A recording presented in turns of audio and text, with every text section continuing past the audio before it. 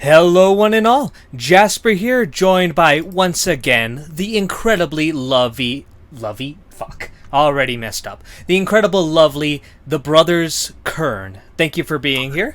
It's a pleasure to be here, and I prefer the.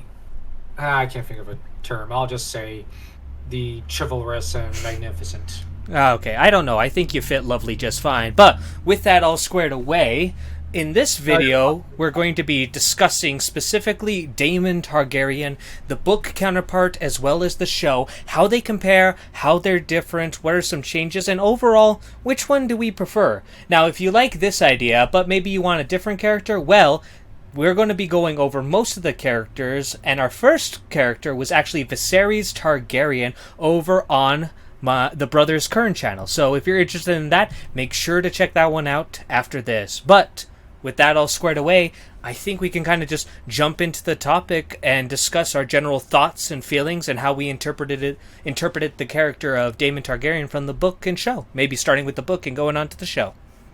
Yep, that makes sense. Daemon, I'll just touch on the childhood because this often shapes the man they become. At least in early childhood, probably lived in the shadow of Viserys, who was the heir and then the king. So this would have had some sort of psychological effect on him so that he had to stand out. He had to rebel. He had to go out there and carpe diem, seize the day. And boy, howdy, does he ever try to seize it. Oftentimes he succeeds, other times he doesn't. I'm just being honest. He doesn't really succeed at his first few appointments because Viserys always wants him around because he really, really, really loves his brother. And Daemon, for example, gets into a lot of squabbling matches with Otto. He doesn't really like being Master of Coin, his first position, or Master of Laws. On the other hand, when he's put in charge of the City Watch, he's really good at his job. He is really good at it. And he forms what later becomes known as the Gold Cloaks. That being said, there is undeniably a sinister side to Daemon. He's violent, ill-tempered at times. He doesn't always play well with others.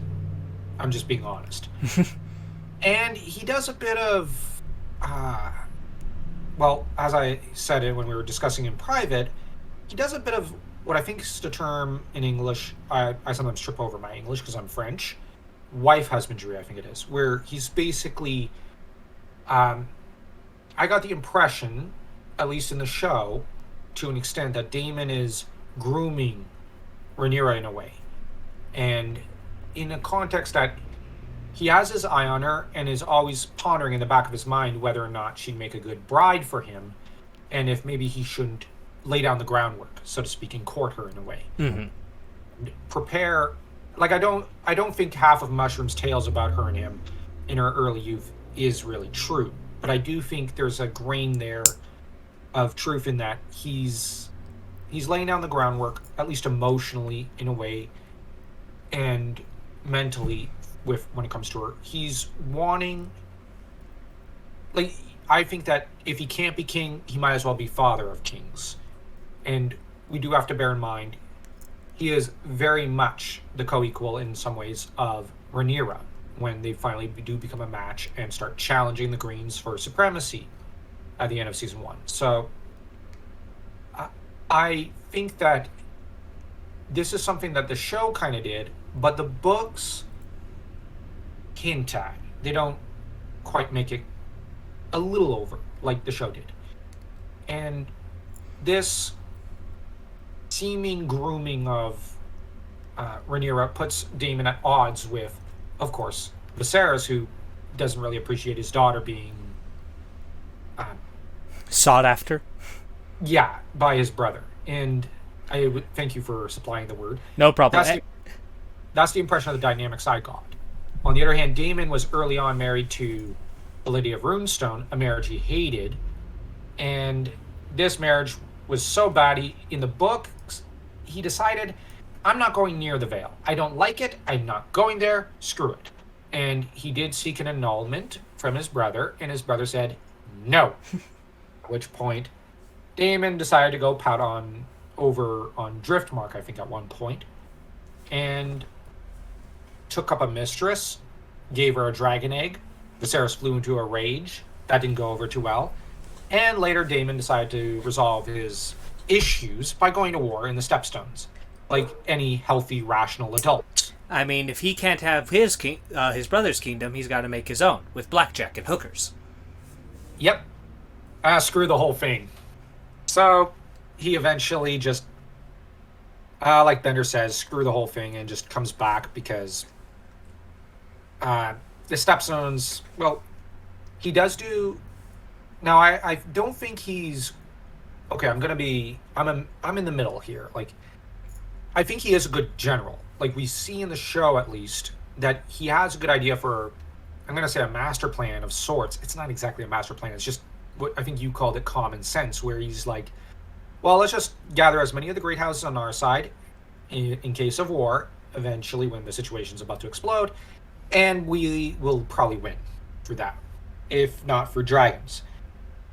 And that is true, but I think that, on the other hand, he's not the greatest general out there. Like, if you put him in a, not counting dragons, if he were to go head-to-head as a general with, let's say, Ned Stark or Robert Baratheon, I'd probably put my money on Robert or Ned or Aegon the Conqueror.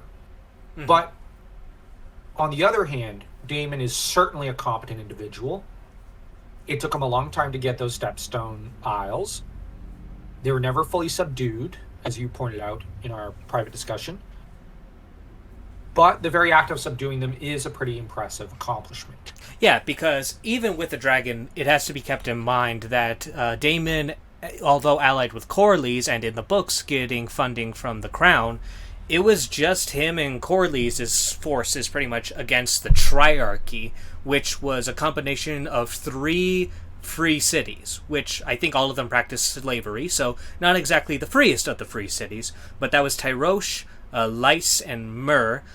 And to put that in comparison, that's like if Daemon and Corlys decided to take on the Vale, the Riverlands, and the Westerlands by themselves. So it's a tough hill. It's an uphill battle, even if you are a dragon rider. Like, it's obviously not impossible. There are definitely things and aspects that kind of make it a bit more complicated. But yeah, I agree that Daemon's probably... I think he's like average, maybe a little bit above average when it comes to military situations. But one could also kind of take this into account that, and I might be misremembering, but I think this is like his first actual war.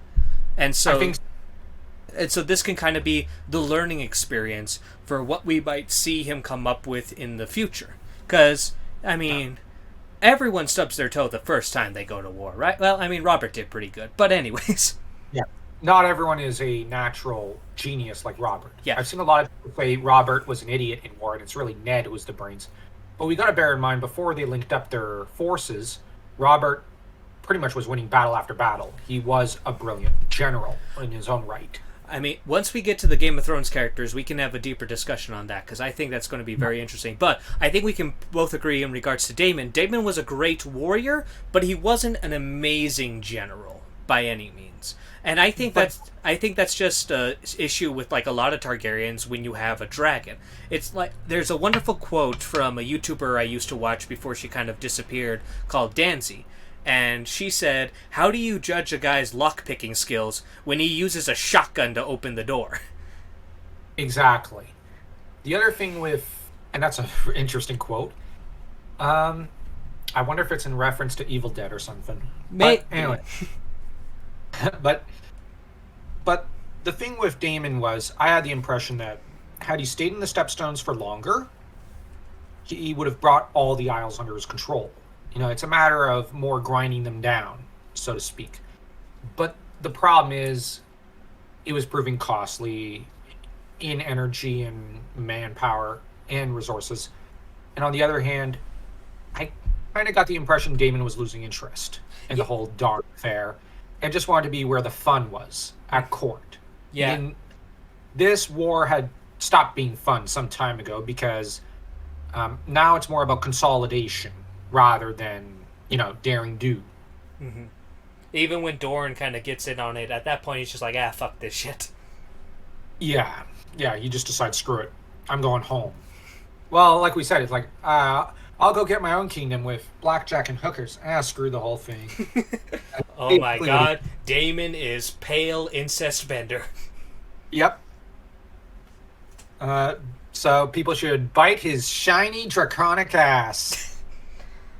Alright, but so with that, in that regard, so obviously he kind of gets sick and done with like the islands, and he wants to go back to King's Landings, and he kind of makes peace with Viserys, and that lasts a whole, like, it feels like 2 minutes, but in actuality I think it was like a couple of days, maybe a month, before they have a falling out, because, and like there's a lot of like talk in one regard or another, but I think like the main, and it's been a while since I read the books, so I might be misremembering, but Well,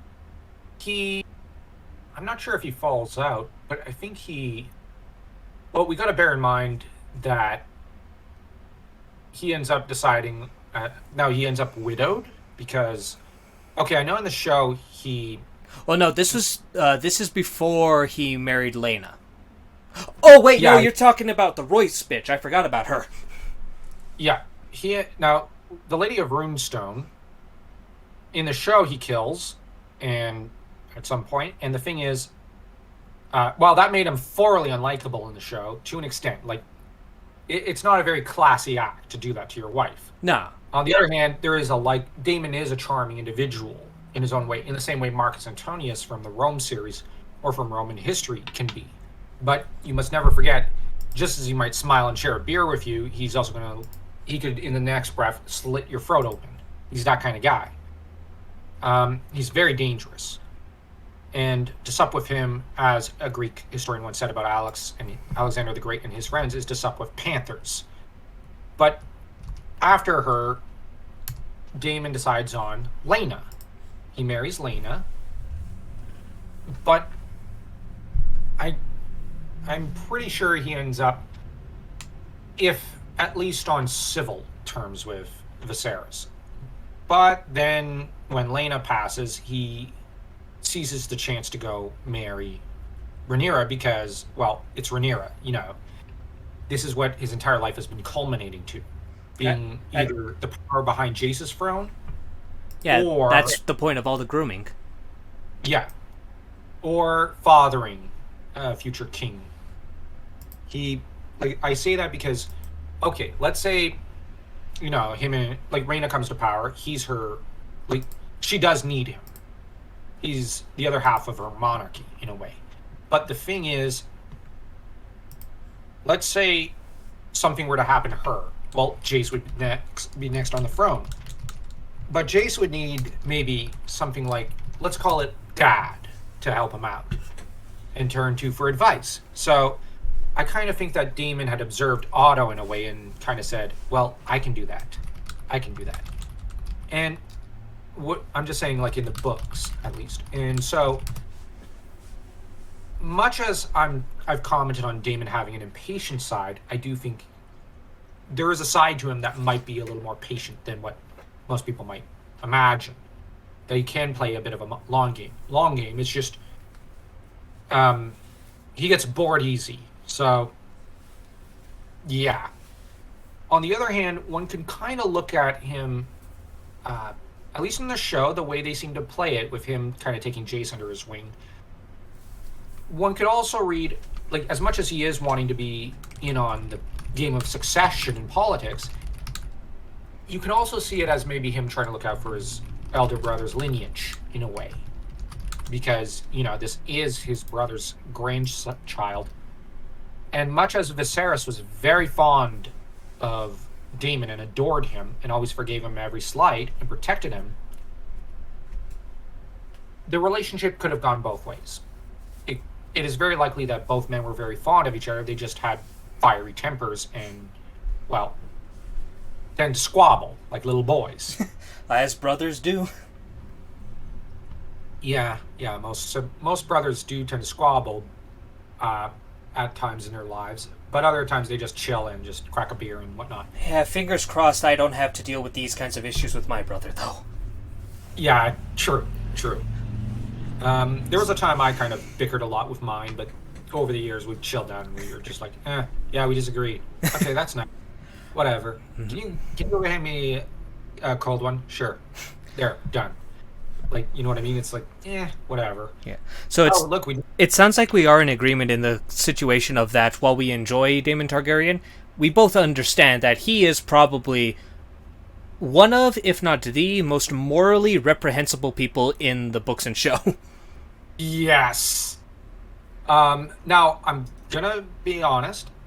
I'm not saying Otto is a great guy, but you can kind of see it from Otto Hightower's point of view about Daemon, that do you really want this guy anywhere near absolute power in the throne? Like, my gosh, that'd be a nightmare.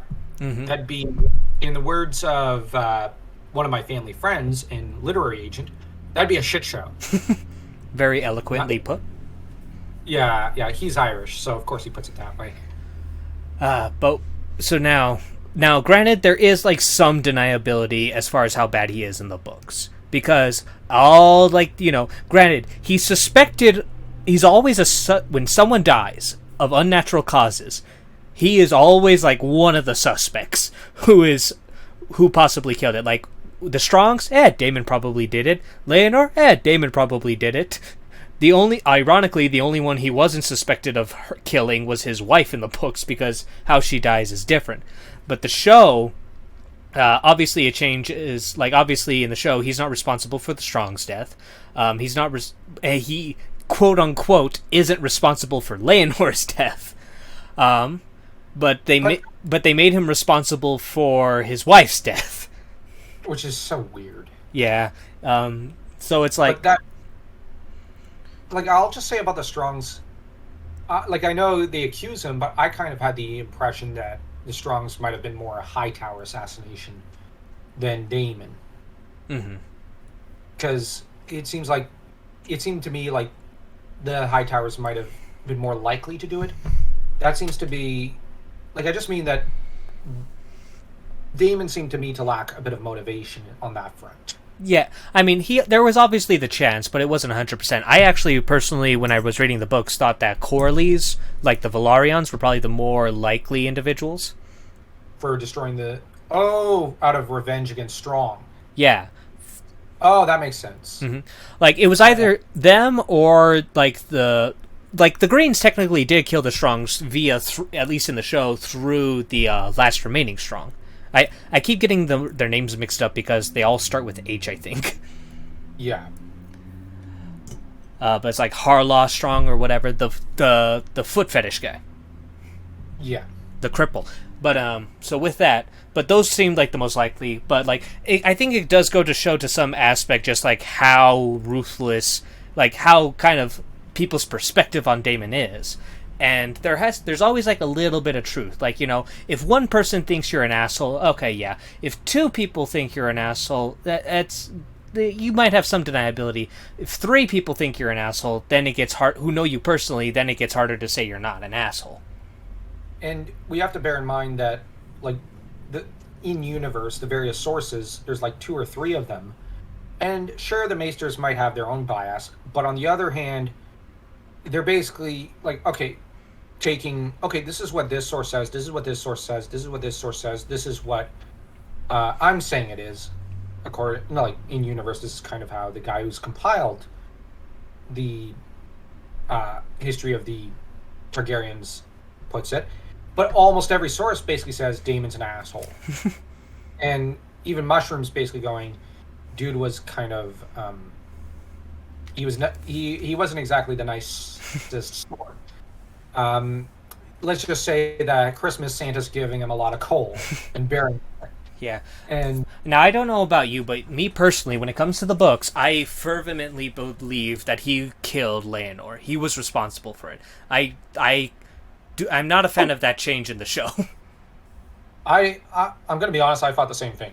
Okay. Just because my mentality was, well, Leonor is inconvenient to Daemon because, well, around that time, Laena perishes, and Daemon is probably looking and going, well, I need to remarry, politically it's convenient.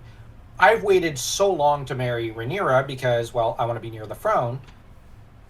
But there's this guy. There's the little inconvenient truth that she's already married. I don't want to assume the role of possibly Harwin Strong and basically just be a lover. No, no, no. I'm not doing that. I'm not settling for being her boy toy.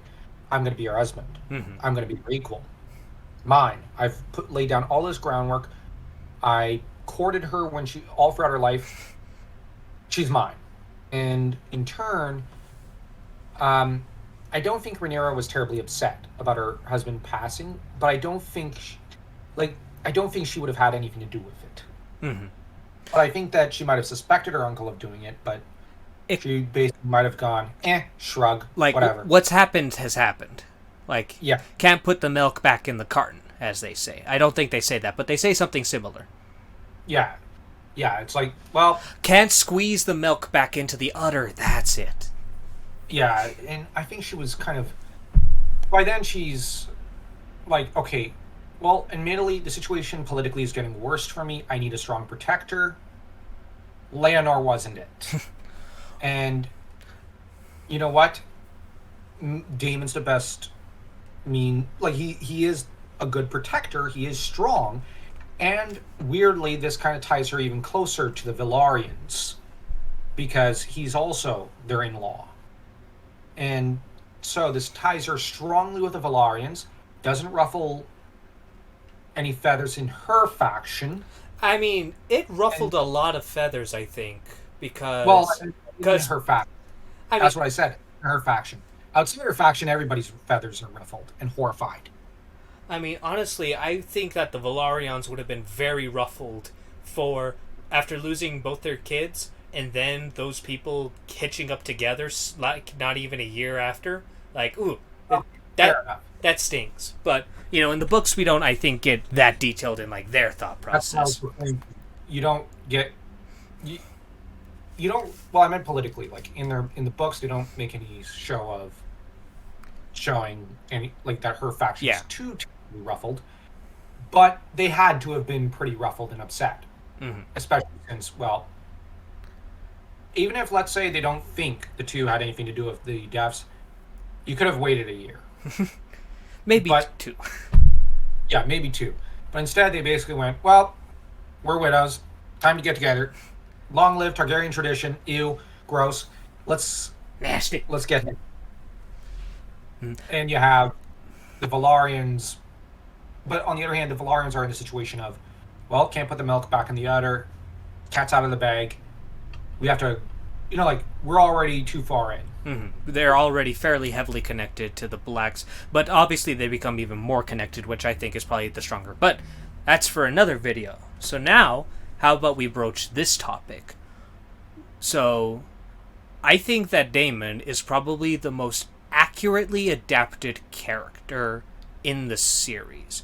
And if not at least one of them, because a lot of it is like with how open the characters in the books are and how we don't know them personally, it's easier to adapt them. So Daemon, I think, is one of those really, where there's not a whole lot of change done to him, where he's really well adapted, and same with Otto Hightower and whatnot. But Daemon is an upper tier for me as far as purely an adaptation. Yep. Same. However, despite this really well done adaptation, one of these Daemons, in my eyes, is clearly much worse than the other Daemon, morally. I'm probably going to argue so far. Now, just to the point of where the season ends, up to that point, I'm going to argue that Show Daemon is worst. And I agree, and I think we both have the same reasoning. It's the fact that they changed it to that he definitely killed his wife. Yeah, I don't like that change. I'm open to the change. I think how they changed it was kind of dumb. So she goes out on a ride on her normal route, one would assume. She does this a lot. And Daemon's there waiting for her in his, crime cloak. He always puts this cloak on when he's about to commit some crime in. And hey, he didn't have a what was it? A trench coat. Trench coats were not invented yet. Not yet. Either that or he misplaced his. But anyways, but how he goes about killing her, it's like I almost thought it was an accident at first. Like where he's like slowly approaching, and it's more like she kills herself because it was her sudden movement that caused the horse to like just rear up, fall back, and crush her, and then Daemon just kind of finished her off. Yeah. It was just so weird. Like, was this Daemon's goal? Why didn't he say anything? And he didn't have a weapon. Like, I know Daemon's probably a lot stronger than her and whatnot, but she had her bow and arrow. Assumedly, she also might have had a knife. And, I don't know. That's a bit of a dangerous situation to be in. If, like, she didn't get crushed and she got down and fought or something. Or rode away on her horse and shot him. What I think they should have done is not have him involved, but he celebrates. Like, where he's a pure dick about it. Mm-hmm. That being said, one thing about Daemon, one scene I do enjoy in the book, that captures his dickishness, is that when his brother's one-day-old son passes, he goes around drinking and saying, "Yeah, this is to the heir for a day. I'm heir again. Ha ha." That's like, dude, that's your nephew. Your brother is grieving. You out to be at your brother's side. Mm-hmm. His wife just died. His son just died. A little tact. And I've seen people try to explain it away, but it never quite works. And this is a scene that does encapsulate kind of the sort of person Daemon is early on. Yeah, because in the show, it seems like they're trying to say it like it seems less party-like and kind of more mourning-like, but it definitely isn't the best way to mourn. That's the thing Daemon has problems with. He's not the best mourner. When his wife dies via suicide, murder, abortion, dragonfire, he's chuckling at the funeral. It's just fucking hell, man. Read a room. Yeah, that's true. On the other hand, he has a roguish charm that he knows how to use at times. Oh yeah, that his brother doesn't have. Oh yeah, I I enjoy Daemon. I don't like him. I enjoy him. Fair enough. He's just an entertaining character. Whenever he's on screen, like, okay, so this is a good way to kind of like get into the situation of which one do you prefer, book Daemon or show Daemon? It showed Daemon in some ways, but book Daemon in others. So it's the exact same thing that we went over with Viserys. I prefer show Daemon because he's just more entertaining. We get that more, connection with him. Matt Smith, while physically, I think it would have been nice if Matt Smith was a bit bulkier, but still, he's an amazing actor in this regard.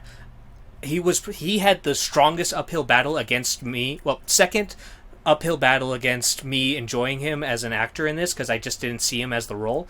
But he blew it out of the water in a lot of regards. And just all his snide remarks, all his little comics, all his little snippy remarks. It's just, it's so good. Him, Matt Smith, and Patton Constantine were carrying this fucking show on their shoulders. They were the biggest highlights. Not that anyone else was bad, but they were just great. They were. Sorry. Dog burst in. He knows how to open the door, so occasionally he opens it to get in. Oh, impressive. Yeah, smartest dog I've ever seen. And he misuses his IQ and his cuteness. A bit of a demon himself, but without the dangerous aspect. Alright. But yeah, Daemon in the show, I found him more unlikable in a way, in the context of, in terms of his morality, because, well, he kills his wife. I was raised in a traditional French household, so there was a lot of talk of chivalry and reading Roland and Arthurian myths. Goddamn Bretonians. But the book Daemon is more consistent in some ways. Well, yeah, and a lot of that, it's like we kind of discussed before, it's easier to be consistent with the book characters just because there's not as much meat on the bone. Exactly. That said, I'm not sure which one I prefer. I know with Viserys, said, and I think we both said Viserys, but this time around, I can't quite make up my mind. So I'm going to stick with the show version for the main reason is that as much as I'm not a fan of Daemon not killing Leonor, it's not incredibly contradictive compared to some of the other things that happen in the show, like in regards to Padding and his, or Viserys, I should say, and his kind of character conflictions and the choices and decisions he makes. Whereas Daemon's choice to not kill Leonor and, like, you know, help him sneak away, escape with his gay lover or whatever, it's not the first thing that comes to my mind, but I'm willing to not rule it out. Oh, sorry about that. Did the dog come back in?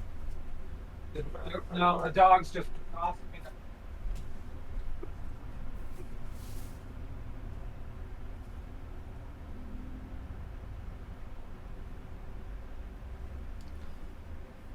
Alright, I'm going to have to make a note for my editor to cut this little bit out. Sorry about that. He just looks at squirrels or neighbors through the window and then gossips about them. I mean, of course. Squirrels! Yeah, and they actually climb up on the branch and just start taunting him and whatnot. Poor dog. Anyways, yeah, sorry about that. No problem. Do cut that out. But anyways, the thing with lost my train of thought. Okay, where were we? Oh, so we were kind of talking about Daemon. I just had finished talking about how I found while I don't agree with the decision of Daemon not killing Leonor, instead helping him escape, it's not a huge contradiction. Like I could be convinced that maybe Daemon would do that. It would be a tough time convincing me, but it's like a maybe. Yeah. If only, like, but with him probably viewing it as, if you ever come back, I'll gut you. Because, you know, I'm taking your job. Yeah, the funny thing is, Leonor is guaranteed to come back. Otherwise, why keep him alive? Yeah. Well, I just mean, like, if he came back in public as Leonor. Yeah. Cut him like a pig. Because, you know, I'm taking your job. That is to say, Rhaenyra's partner in crime, so to speak.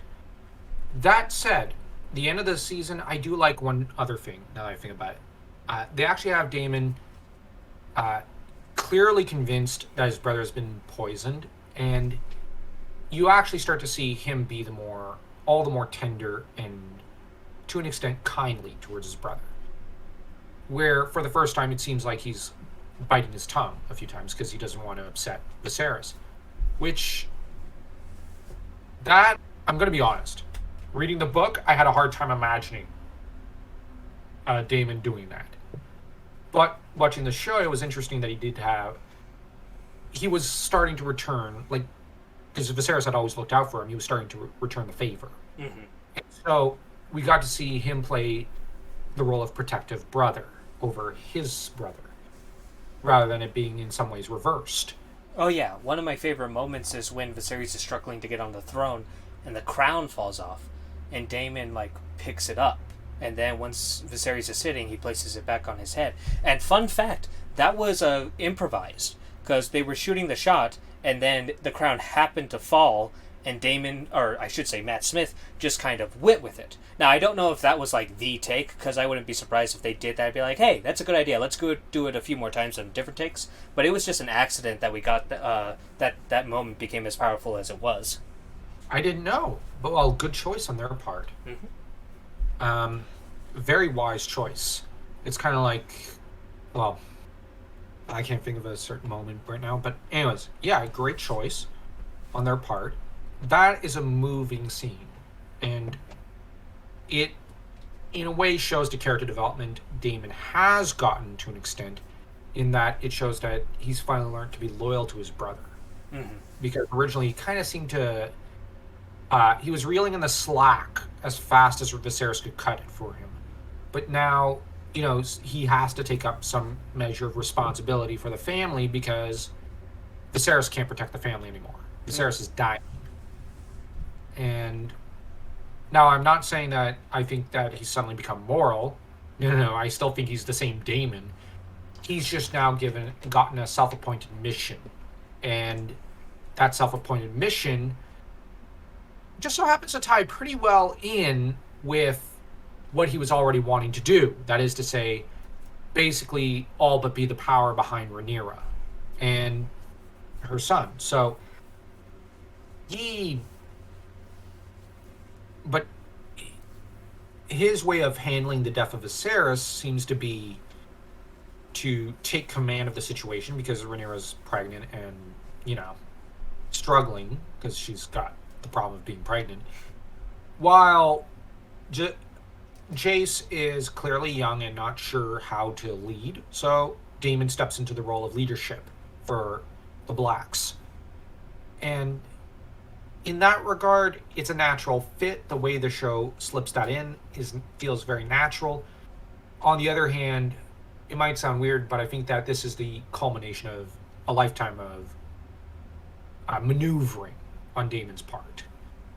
To an extent. I'm not saying he planned everything. No, of course not. He doesn't have that kind of ability. But he does strike me as the sort who would, like an eel, wade his way through the water, or like a snake, weave around till he finds, the perfect place to pounce from. Mm-hmm.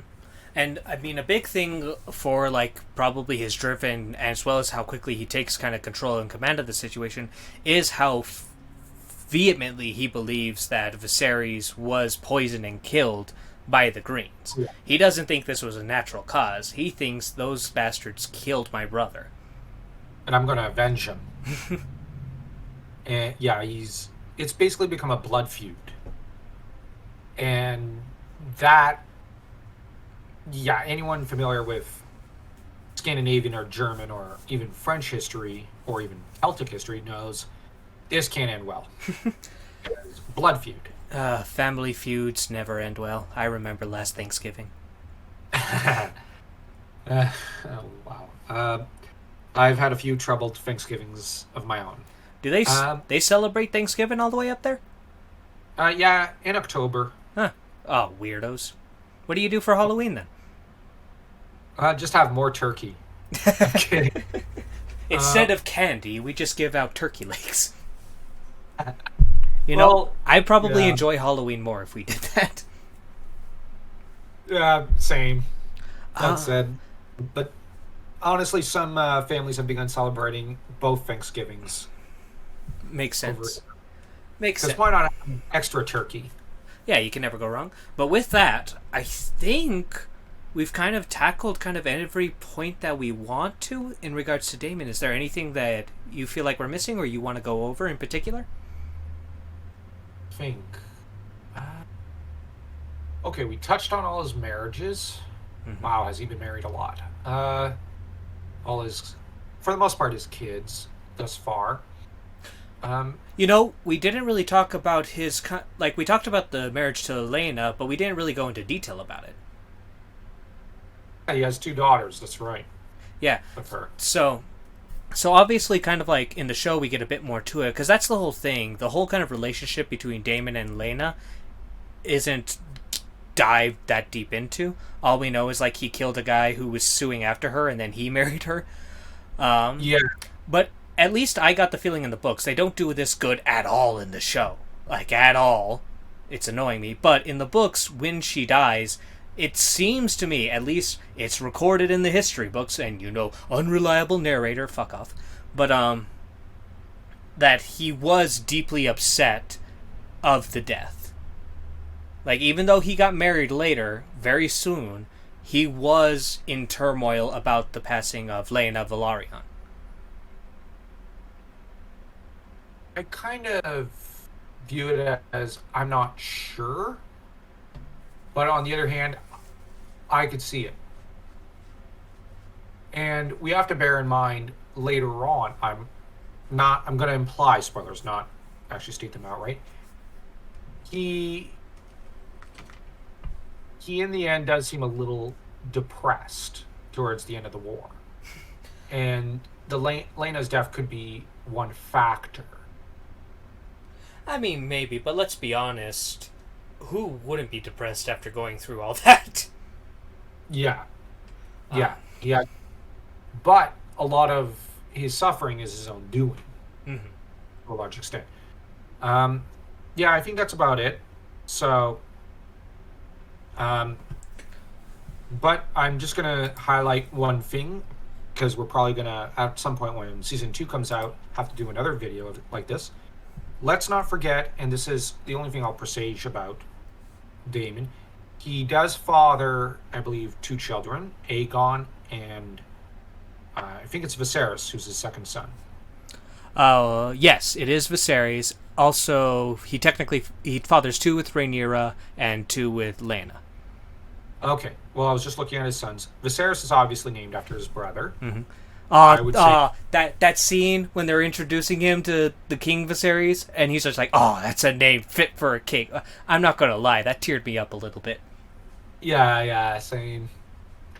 Uh, that said, I we have to bear in mind, um, Daemon fought. A lot of his blood does run, just as it does both him and Viserys's blood run in the very strongly in the veins of these 2 sons Mm-hmm.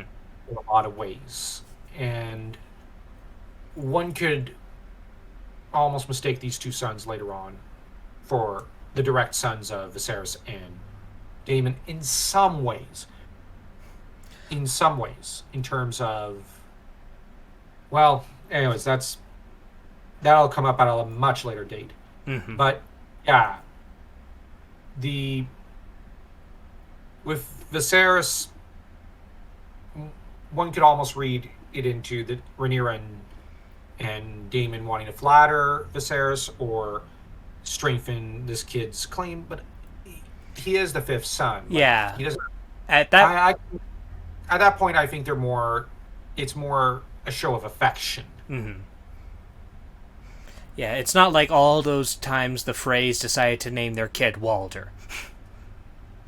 No. Here it's a sign of surefire affection, I would argue. Aegon may have been a measure of politics because, I think naming, Daemon and Rhaenyra naming their eldest together, like the eldest son they do share together, Aegon is them. That's a political gesture. But Viserys seems more a show of affection. Yeah. And clearly, Viserys takes it pretty well. In the show, at least. But anyways. That's about all I've got to say on this topic. Well, I just want to say thank you very much for joining me, the Brothers O'Kern. It's always nice to have these in-depth discussions with you. My pleasure. Once again, just a quick reminder, if you guys enjoyed this video, make sure to like, share, and subscribe. And if you want more, then check out the Brothers O'Kern's channel. There'll be a link to him in the description down below, where we talk about Viserys Targaryen, not only the book, the show, and the comparisons in forthwith. So, I hope you all have a wonderful night, and be safe.